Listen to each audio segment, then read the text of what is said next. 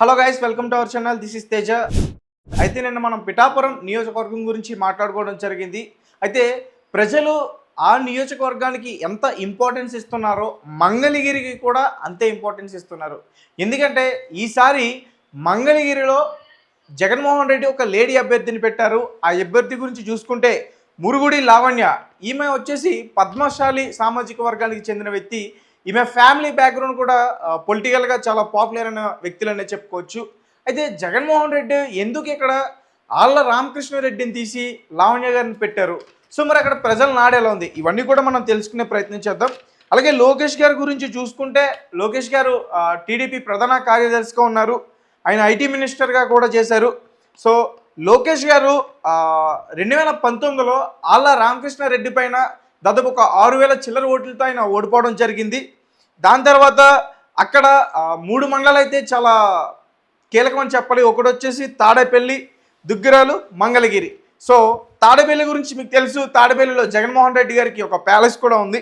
దాని తర్వాత గతంలో ఒక టాక్ కూడా నడిచింది. ఏంటంటే ఒక 4 ఓట్లకి ప్రజలకి ఒక ఏసీ, ఒక ఫ్రీజర్ అని చెప్పేసి కూడా ఆ రోజు ఒక టాక్ని అయితే నడిపించారు. అది ఎంతవరకు వాస్తవం అనేది ఇప్పటివరకు కూడా మనకు తెలీదు. అది ఆ టాక్ అయితే చాలా బాగా వైరల్ అయింది.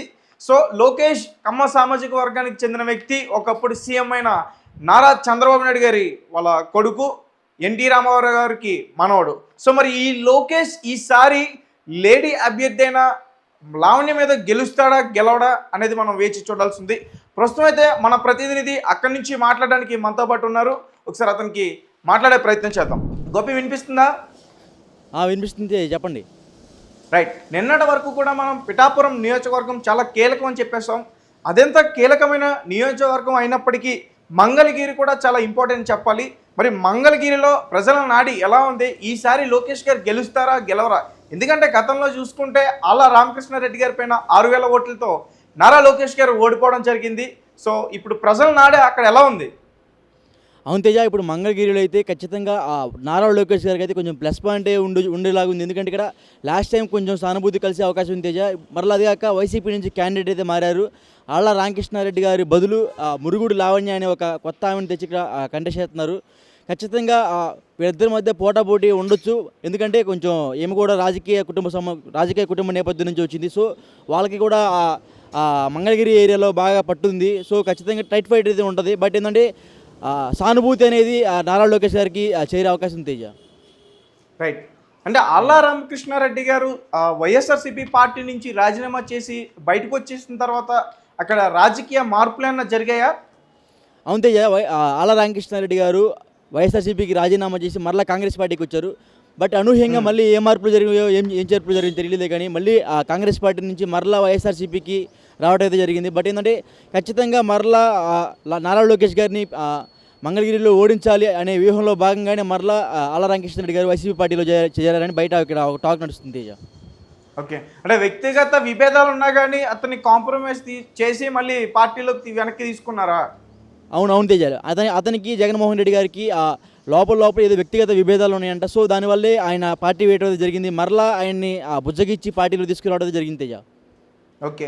అయితే ఇప్పటి వరకు కూడా అక్కడ 3 మండలాలు చాలా కీలకం అని చెప్తున్నారు. ఆ మండలాలకి ఎవరు ఇన్ఛార్జీలుగా ఉన్నారు? ఒకటి తాడేపల్లి, 2 దుగ్గిరాలు, మంగళగిరి.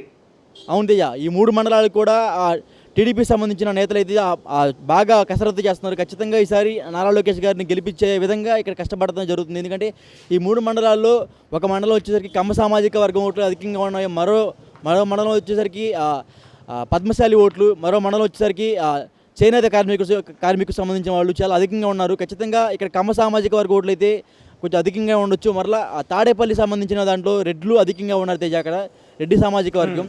సో కొంచెం టైట్ ఫైట్ ఉండొచ్చు తేజ. రెడ్డి సామాజిక వర్గానికి కమ్మ సామాజిక వర్గానికి కొంచెం అంటే పడదు. ఆ ఏరియాలో కొంచెం టైట్ ఫైట్ ఉండొచ్చు. అంటే తాడేపల్లి మండలంలో ఎక్కువగా రెడ్డి సామాజిక వర్గానికి చెందిన ఓట్ల శాతం ఎక్కువ ఉన్నాయనొచ్చా? అవును డెఫినెట్గా అక్కడ తాడేపల్లి సంబంధించిన రెడ్లు అయితే చాలా అధికంగా ఉంటాయి అక్కడ ఓట్ పర్సంటేజ్. రైట్. అయితే మరి ఇక్కడ అభ్యర్థి తీసుకుంటే ఒక రెడ్డి కాదు, ఒక కమ్మ సామాజిక వర్గానికి చెందిన కాదు, ఆమె ఒక పద్మశాలి సామాజిక వర్గానికి చెందిన వ్యక్తిని తీసుకొచ్చి జగన్మోహన్ రెడ్డి గారు లోకేష్ పైన యుద్ధానికి తీసుకొచ్చారు. మరి ఇక్కడ లోకేష్ పైన ఆమె గెలిచే ఛాన్సెస్ ఉంటున్నాయా? అవును తేజ, ఆమె వచ్చేసరికి బీసీ కులానికి చెందిన వ్యక్తి, పద్మశాలి కుటుంబానికి చెందిన వ్యక్తి. వీళ్ళ ఓట్ పర్సంటేజ్ కూడా చాలా అది కొంచెం ఎక్కువగానే ఉంది ఇక్కడ. అదిగాక వీళ్ళ మేనమామ కుటుంబం, మళ్ళీ సొంత తల్లి కుటుంబం కూడా ఇద్దరు రాజకీయ నేపథ్యం కలిగిన వాళ్ళే. వాళ్ళ అమ్మ కూడా మాజీ ఎమ్మెల్యే, అప్పుడు ఆమె స్పీకర్గా కూడా పనిచేశారు. వీళ్ళ మామ హనుమంతరావు ఎవరైతే ఉన్నారో ఈయనకి కూడా 2 సార్లు ఎమ్మెల్యేగా గెలిచారు. సో ఇప్పుడు మరలా అదే మురుగుడు హనుమంతరావు గారు 2 సార్లు ఎమ్మెల్యేగా గెలిచారు. అదే ఇప్పుడు ఆ మురుగుడు హనుమంతరావు వాళ్ళ కోడలు అయిన ఈ లావణ్య కూడా నారా లోకేష్ మీద నిలబడుతుంది. ఇద్దరికి రాజకీయ నేపథ్యం ఉంది కాబట్టి ఇక్కడ టైట్ ఫైట్ అయితే ఉంటుంది. బట్ ఏంటంటే సానుకూలంగా చూస్తున్నట్టయితే మనం లాస్ట్ టైం నారా లోకేష్ గారు ఇక్కడ ఓడిపోయారు. కొంచెం సానుభూతి ఏర్పడే అవకాశం ఉంది ఇక్కడ నారా లోకేష్ మీద. Okay, right. అంటే అక్కడ అభ్యర్థిని మార్చడానికి ప్రధానమైన కారణాలు ఏమని చెప్పొచ్చు? ఎందుకంటే ఆళ్ళ రామకృష్ణారెడ్డి గారికి ప్రజల్లో వ్యతిరేకత ఉందా, అందుకే అక్కడ అభ్యర్థిని మార్చారా? అవును తేజ, ఆళ్ళ రామకృష్ణారెడ్డి మీద చాలా వ్యతిరేకత ఉంది. లాస్ట్ టైం జనసేన పార్టీకి సంబంధించిన ఒక ఊరు ఏదైతే ఉందో ఆ ఊరు మొత్తాన్ని కావాలని ఆ రోడ్లు విస్తరణ కోసం వాళ్ళ ఇల్లు కూల్చడం కానీ, లేకపోతే ఆ సైడ్ కాలంలో కానీ కావాలని అధికార దుర్వినియోగం చేశారని అతని మీద చాలా ఆరోపణలు అయితే ఉన్నాయి. అదేకాక వాళ్ళ అన్న ఆళ్ళ అయోధ్య రామిరెడ్డి ఎవరైతే రాజ్యసభ సభ్యుడు ఎవరైతే ఉన్నారో ఆయన కూడా కొంచెం కాన్స్టిట్యున్సీలో కొంచెం గందరగోళం అయితే ఉంటుంది అని ఒక భ్రమకాండ అక్కడ సృష్టించారు తేజ. సో ఖచ్చితంగా ఆర్కే గారికి అక్కడ వ్యతిరేకత అయితే ఎక్కువగానే ఉంది. ఓకే, అంటే ఇప్పుడు ఆ 2 పార్టీలతో వేరే పార్టీ ఏమైనా పొత్తులతో పోటీ చేసే అవకాశం ఉంటుందా? అంటే ఇప్పుడు ఎలాగా అందరికీ తెలుసు కూటమితో టీడీపీ పార్టీ పోటీ చేస్తుంది, అలా కాకుండా ఈ సిపిఎం పార్టీలు కూడా. అంటే సిపిఎం పార్టీ అయితే పొత్తు అయితే ఏం లేదు తేజ. బట్ మెయిన్గా అయితే కూటమి సంబంధించి బీజేపీ, టీడీపీ, జనసేన ఈ 3 పార్టీలు కలిసి పోటీ చేస్తుంది తేజ ఈ మంగళగిరిలో. ఈ కూటమిలో భాగంగా నారా లోకేష్ గారికి కొంచెం ఆధిక్యత పెరిగే అవకాశం ఉంది. ఎందుకంటే లాస్ట్ టైం ఇక్కడ వచ్చేసరికి జనసేన పోటీ చేయలేదు, ఇక్కడ ఆర్ఎస్పీ పోటీ చేసింది. ఈ ఆర్ఎస్పీ పోటీ చేసే సమయంలో ఆర్ఎస్పీకి దాదాపు 11,000 ఓట్ల పైగా వచ్చింది తేజ ఇక్కడ ఈ మంగళగిరి కాన్స్టిట్యున్సీ నుంచి. ఆ 11,000 ఓట్లు మొత్తం నారా లోకేష్ గారికి పడితే ఆయన గెలిచే అవకాశాలు అయితే ఎక్కువగానే ఉంటాయి. లాస్ట్ టైం ఆయన 5,700 ఓట్లు చిల్లరతో ఓడిపోయాడు. ఈసారి ఈ 11,000 ఓట్లు ఖచ్చితంగా నారా లోకేష్ గారికి పడే అవకాశాలు ఉంటాయి. అదే కొంచెం సానుభూతి కూడా ఎక్కువగా ఏర్పడేలాగా ఉంది ఇక్కడ. సో ఖచ్చితంగా ఆయనకి గెలుపు అవకాశాలు అయితే ఎక్కువగా ఉంటాయి ఇక్కడ మంగళగిరి నుంచి. రైట్. అయితే మరి 2019లో నారా లోకేష్ గారు ఓడిపోవడానికి ప్రధానమైన కారణాలు ఏంటో చెప్పొచ్చా గోపి? అక్కడ ప్రజలు ఎవరైనా చెప్తున్నారా? అంటే తేజ అక్కడ ఆయనకి అప్పుడు 2019లో ఆయనకి సరైన నియోజకవర్గంలో పట్టు లేదు. అదిగాక జనాల్లో మమేకం అవ్వకుండా డైరెక్ట్గా వచ్చి అప్పుడైనా మనం చూసే ఉన్నాం 2017లో వచ్చి ఎమ్మెల్సీ అయ్యి డైరెక్ట్గా ఐటీ మినిస్టర్ అయ్యారు ఆంధ్రప్రదేశ్కి. సో దాని అయిపోయిన తర్వాత మంగళగిరిలో జనాల్లోకి వచ్చి గెలవాలి అనేలాగా ఎమ్మెల్యేగా పోటీ చేశారు. బట్ అక్కడైతే అనూహ్యంగా ఓడిపోయారు. ఎందుకంటే ఇప్పుడు సరిగ్గా జనాల్లో తిరగక, సరిగ్గా ఒక కమిటీలు వేసుకోకుండా జనాల్లోకి వెళ్ళి డబ్బులు అయితే అధికంగా పంచారని అక్కడ ప్రస్తుతం ఒక వ్యాఖ్యలు అయితే వినిపిస్తున్నాయి. ఇక్కడ కూడా లాస్ట్ టైం ఎలక్షన్స్ అప్పుడు డబ్బులు బాగా పంచారు. అయినా సరే నారా లోకేష్ గారు అయితే ఓటమి పాలు అయితే జరిగింది. ఎందుకంటే ఇక్కడ ఒకప్పుడు ఆయన్ని బాగా ట్రోల్ చేయడం అయితే జరిగింది, పప్పు అని, ఆయనకి సరిగ్గా తెలుగు మాట్లాడడం రాదని.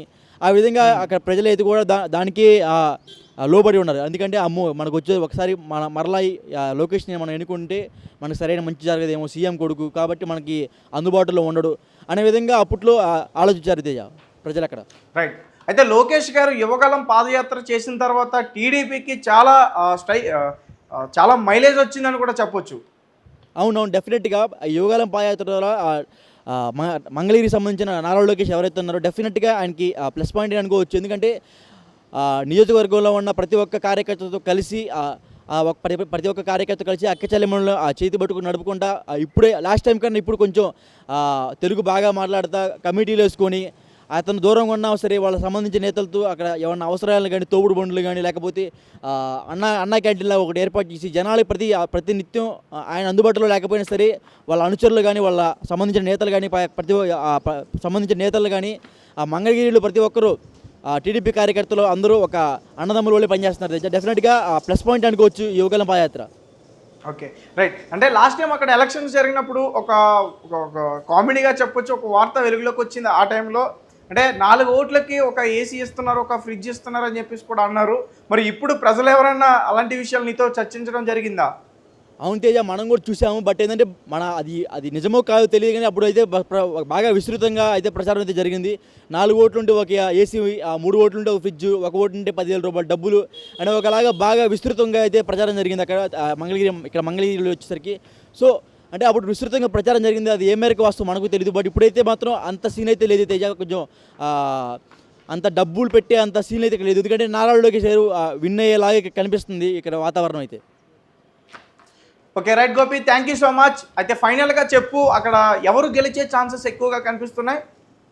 అంటే తేజ ఇక్కడ బీసీ సామాజిక వర్గం నుంచి కాండ్రు లావణ్య మురుగుడు లావణ్య గారు అయితే నిలబడుతున్నారు. బట్ ఏంటంటే వాళ్ళకి బీసీ సామాజిక వర్గం మరియు చేనేత కార్మికులు ఓట్లు అధికంగా వాళ్ళకి పడే అవకాశం ఉంది. అదే కాక తాడేపల్లిలో రెడ్డిస్ ఎక్కువ ఉంటారు కాబట్టి రెడ్డి సామాజిక వర్గం వాళ్ళ ఓట్లు కూడా అధికంగా పడే అవకాశం ఉంది. బట్ ఏంటంటే లాస్ట్ టైము మంగళగిరి నుంచి నారా లోకేష్ గారు పోటీ చేసినప్పుడు కేవలం 7,000 ఓట్లతో ఓడిపోయారు. అప్పుడు ఆర్ఎస్పీ పోటీ చేసింది జనసేన తరపున, వాళ్ళకి వచ్చేసరికి 12,000 ఓట్ల దాకా వచ్చాయి. సో ఈ 12,000 ఓట్లు మొత్తం ఇటు మనం ప్యాంపర్ చేసుకున్నా సరే ఈ ఓట్లు మొత్తం, సో ఖచ్చితంగా మరలా సానుభూతి అనేది ఆడవుతూనే ఉంటుంది. సో నారా లోకేష్ గారికి గెలిచే అవకాశాలు అయితే కొంచెం మెరుగుగా ఉన్నాయి తేజ ఇక్కడ. Okay right Gopi, thank you so much. Thank you Teja. So guys చూశారు కదా, లాస్ట్ టైం 2019 ఎలక్షన్ టైంలో లోకేష్ గారిని ట్రోల్ చేశారు, అందుకే ఆయన ఓడిపోయారని చెప్పేసి అంటున్నారు. నిజానికి అప్పుడు ఆ వ్యక్తిని ఎలా అయితే చూశారో అదే వ్యక్తి ఇప్పుడు టీడీపీ పార్టీని మొత్తం కూడా ఒక గాడిలోకి తీసుకొచ్చాడు యువగలం పాదయాత్ర పేరుతో. Thank you for watching, thank you so much.